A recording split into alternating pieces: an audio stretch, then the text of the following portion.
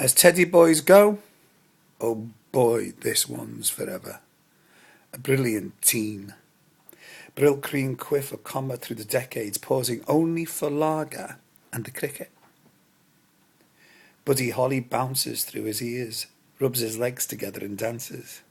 Starts the party before the party's started. His reputation goes before. Joke held and open-hearted. Big John Butler is the quietest roar I ever adored. Big John, our John, is more than a giant to me. He's the oldest branch of the big brother blood tree I swing my memories to and fro from. Handsomer than handsome, his war buddy photos prove it. Khaki shorts and quiffs, knobbly knees and posing. Pretty sure they were quiffs. I could be re-remembering. The 50s was the great decade of handsome.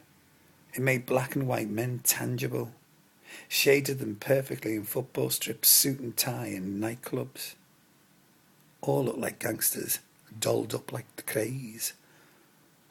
All looked like they had been the first teenagers. These were defo their days. May's favourite, although May would never admit it. And the best laugh in the pub. A bag of tripe and pig's trotters passed slyly from table to table, making Abel more money for lager at the betting shop, making for bawdy stories of exotic women in Kenya. I was too young for those stories, but I heard those stories, understood those stories, I loved those stories.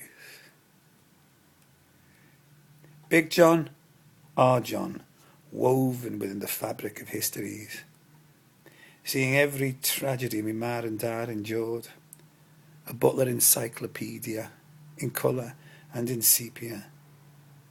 With a quiet grace he catalogued every tear they cried, and every time they rowed. He was there when my dad left, helping my mother through the sobs. May's favourite. He could break her tears to laughter. May's happy ever after. Big John, our John, has probably seen too much. Much more than any one brother should. The engine of laughter at funerals, the singer of songs. I remember him and our Jimmy laughing and shouting, and his bravery when Jimmy died. A trademark silence and respect you can't help but learn from. And then when our Tommy died, and then when his son died. He would never call himself a teacher, but he would a singer. He has no idea what he taught me. Boy, can he sing. Big John and Mary Mac, the imperfect, perfect double act. Another mum and dad made sure they loved me in their own way. Big John, our John, sits in the pub.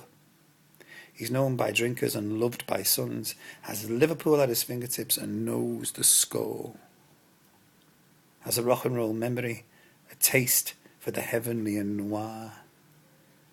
He'd still have a quiff if he could, but most of that quiff is now on the floor. He's always been a thinker. I see him drift within his thoughts. We don't have to talk. Always being a drinker. I've seen him sink the rounds he's bought. We don't have to talk.